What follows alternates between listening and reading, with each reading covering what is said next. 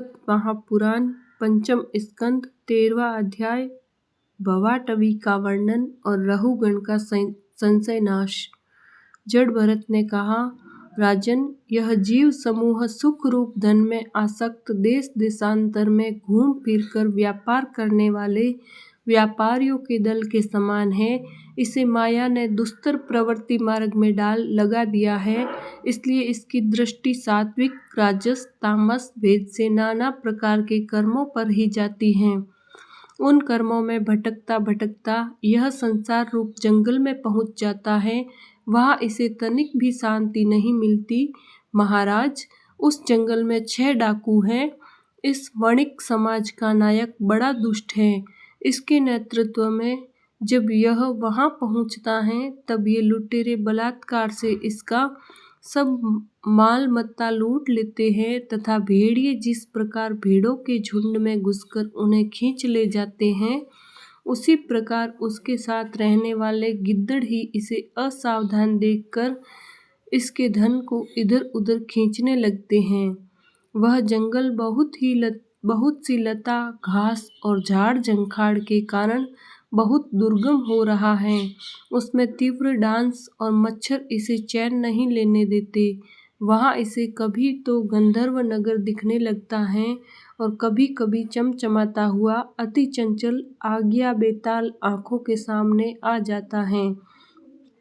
यह वणिक समुदाय इस वन में निवास स्थान, जल और धन आदि में आसक्त होकर इधर उधर भटकता रहता है। कभी बवंडर से उठी हुई धूल के द्वारा जब सारी दिशाएं धूमाच्छादित सी हो जाती हैं और इसकी आंखों में भी धूल भर जाती है, तो इसे दिशाओं का ज्ञान भी नहीं रहता। कभी इसे दिखाई न देने वाले झिंगुरों का कर्णकटु शब्द सुनाई देता है। कभी उल्लुओं की बोली से इसका चित्त व्यथित हो जाता है। कभी इसे भूख सताने लगती है तो यह निंदनीय वृक्षों का ही सहारा टटोलने लगता है और कभी प्यास से व्याकुल होकर मृग तृष्णा की ओर दौड़ लगाता है। कभी जलहीन नदियों की ओर जाता है। कभी अन्न न मिलने पर आपस में एक दूसरे से भोजन प्राप्ति की इच्छा करता है। कभी दावानल में घुसकर अग्नि से झुलस जाता है और कभी यक्ष लोग इसके प्राण खींचने लगते हैं तो यह खिन्न होने लगता है। कभी अपने से ही अधिक बलवान लोग इसका धन छीन लेते हैं तो यह दुखी होकर शोक और मोह से अचेत हो जाता है और कभी गंधर्व नगर में पहुंचकर घड़ी भर के लिए सब कुछ भूलकर खुशी मनाने लगता है। कभी पर्वतों पर चढ़ना चाहता है तो कांटे और कंकड़ों द्वारा पैर चलनी हो जाने से उदास हो जाता है। कुटुंब बहुत बढ़ जाता है और उदर पूर्ति का साधन नहीं होता तो भूख की ज्वाला से संतप्त होकर अपने ही बंधु बांधवों पर खींचने लगता है। कभी अजगर सर्प का ग्रास बनकर वन में फेंके हुए मुर्दे के समान पड़ा रहता है। उस समय इसे कोई शुद्ध बुद्ध नहीं रहती। कभी दूसरे विषैले जंतु इसे काटने लगते हैं तो उनके विष के प्रभाव से अंधा होकर किसी अंधे कुएं में गिर पड़ता है और घोर दुखमय अंधकार में बेहोश पड़ा रहता है। कभी मधु खोजने लगता है तो मक्खियां इसके नाक में दम कर लेती हैं और इसका सारा अभिमान नष्ट हो जाता है। यदि किसी प्रकार अनेकों कठिनाइयों का सामना करके वह मिल भी गया तो बलात्कार से दूसरे लोग इसे छीन लेते हैं। कभी शीत, घाम, आंधी और वर्षा से अपनी रक्षा करने में असमर्थ हो जाता है। कभी आपस में थोड़ा बहुत व्यापार करता है तो धन के लोभ से दूसरों को धोखा देकर उनसे वैर ठान लेता है। कभी कभी उस संसार वन में इसका धन नष्ट हो जाता है तो इसके पास शैया, आसन, रहने के लिए स्थान और सैर सपाटे के लिए सवारी आदि भी नहीं रहते। तब दूसरों से याचना करता है। मांगने पर भी दूसरे से जब इसे अभिलाषित वस्तु नहीं मिलती तब पराई वस्तुओं पर अनुचित दृष्टि रखने के कारण इसे बड़ा तिरस्कार सहना पड़ता है।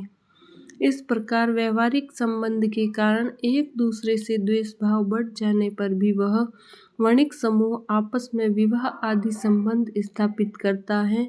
और फिर इस मार्ग में तरह तरह के कष्ट और धनक्षय आदि संकटों को भोगते भोगते मृतकवत हो जाता है। साथियों में से जो मरते जाते हैं उन्हें जहाँ का तहाँ छोड़कर नवीन उत्पन्न हुओं को साथ लिए वह बनेजारों का समूह बराबर आगे ही बढ़ता रहता है। वीरवर, आप उनमें से कोई भी प्राणी न तो आजकल वापस लौटा है और न किसी ने इस संकटपूर्ण मार्ग को पार करके परमानंदमय योग की ही शरण ली है। जिन्होंने बड़े बड़े दिक्पालों को जीत लिया है वे धीर वीर पुरुष भी पृथ्वी में यह मेरी है ऐसा अभिमान करके आपस में वैर ठानकर संग्राम भूमि में जूझ जाते हैं, तो भी उन्हें भगवान विष्णु का वह अविनाशी पद नहीं मिलता जो वैरहीन परमहंसों को प्राप्त होता है। इस भवाटवी में भटकने वाला यह बनिजारों का दल कभी किसी लता की डालियों का आश्रय लेता है और उस पर रहने वाले मधुरभाषी पक्षियों के मोह में फंस जाता है, कभी सिंहों के समूह से भय मानकर बगुला, कंक और गिद्धों से प्रीति करता है। जब उनसे धोखा उठाता है तब हंसों की पंक्ति में प्रवेश करना चाहता है, किंतु उसे उनका आचार नहीं सुहाता, इसलिए वानरों में मिलकर उनके जाति स्वभाव के अनुसार दाम्पत्य सुख में रत रहकर विषय भोगों से इंद्रियों को तृप्त करता रहता है और एक दूसरों का मुख देखते अपनी आयु की अवधि को भूल जाता है। वहाँ वृक्षों में क्रीड़ा करता हुआ पुत्र और स्त्री के स्नेह पास में बंध जाता है। इसमें मैथुन की वासना इतनी बढ़ जाती है कि तरह तरह के दुर्व्यवहारों से दीन होने पर भी वह यह विवश होकर अपने बंधन को तोड़ने का साहस नहीं कर सकता। कभी असावधानी से पर्वत की गुफा में गिरने लगता है तो उसमें रहने वाले हाथी से डरकर किसी लता के सहारे लटका रहता है। शत्रुदमन, यदि किसी प्रकार उसे उस आपत्ति से छुटकारा मिल जाता है तो यह फिर अपने गोल में मिल जाता है। जो मनुष्य माया की प्रेरणा से एक बार इस मार्ग में पहुंच जाता है उसे भटकते भटकते अंत तक अपने परम पुरुषार्थ का पता नहीं लगता। रहुगण, तुम भी इसी मार्ग में भटक रहे हो, इसलिए अब प्रजा को दंड देने का कार्य छोड़कर समस्त प्राणियों के सुहृदय हो जाओ और विषयों में अनासक्त होकर भगवत सेवा से तीक्ष्ण किया हुआ ज्ञान रूप खड्ग लेकर इस मार्ग को पार कर लो। राजा रहुगण ने कहा, अहो, समस्त योनियों में यह मनुष्य जन्म ही श्रेष्ठ है। अन्य नए लोकों में प्राप्त होने वाले देव आदि उत्कृष्ट जन्मों से भी क्या लाभ है, जहाँ भगवान ऋषिकेश के पवित्र यश से शुद्ध अंतःकरण वाले आप जैसे महात्माओं का अधिकाधिक समागम नहीं मिलता। आपके चरण कमलों की रज का सेवन करने से जिनके सारे पाप ताप नष्ट हो गए हैं, उन महानुभावों को भगवान की विशुद्ध भक्ति प्राप्त होना कोई विचित्र बात नहीं है। मेरा तो आपके 2 घड़ी के सत्संग से ही सारा कुतर्क मूलक अज्ञान नष्ट हो गया है। ब्रह्मज्ञानियों में जो वयोवृद्ध हो उन्हें नमस्कार हैं, जो शिशु हो उन्हें नमस्कार हैं, जो युवा हो उन्हें नमस्कार हैं, जो क्रीड़ारत बालक हो उन्हें भी नमस्कार हैं, जो ब्रह्मज्ञानी ब्राह्मण अवधूत वेश से पृथ्वी पर विचरते हैं, उनसे हम जैसे ऐश्वर्योन्मत्त राजाओं का कल्याण हो। श्री सुखदेव जी कहते हैं, उत्तरानंदन, इस प्रकार उन परम प्रभावशाली ब्रह्मा ऋषि पुत्र ने अपना अपमान करने वाले सिंधु नरेश रहुगण को भी अत्यंत करुणावश आत्मज्ञान का उपदेश दिया। तब राजा रहुगण ने दीन भाव से उनके चरणों की वंदना की। फिर वे परिपूर्ण समुद्र के समान शांतचित्त और ऊपर तैरेंद्रिय होकर पृथ्वी पर विचरने लगे।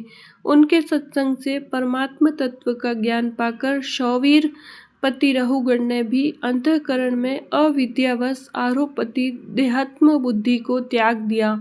राजन, जो लोग भगवद आश्रित अन्य भक्तों की शरण ले लेते हैं, उनका ऐसा ही प्रभाव होता है। उनके पास अविद्या ठहर नहीं सकती।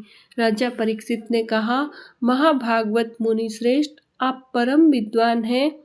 आपने रूपकादि के द्वारा अप्रत्यक्ष रूप से जीवों के जिस संसार रूप मार्ग का वर्णन किया है, उस विषय की कल्पना विवेकी पुरुषों की बुद्धि ने की है। वह अल्प बुद्धि वाले पुरुषों की समझ में सुगमता से नहीं आ सकता। अतः मेरी प्रार्थना है कि इस दुर्बोध विषय को रूपक का स्पष्टीकरण कराने वाले शब्दों से खोलकर समझाइए। बोलिए श्री कृष्णचंद्र भगवान की जय।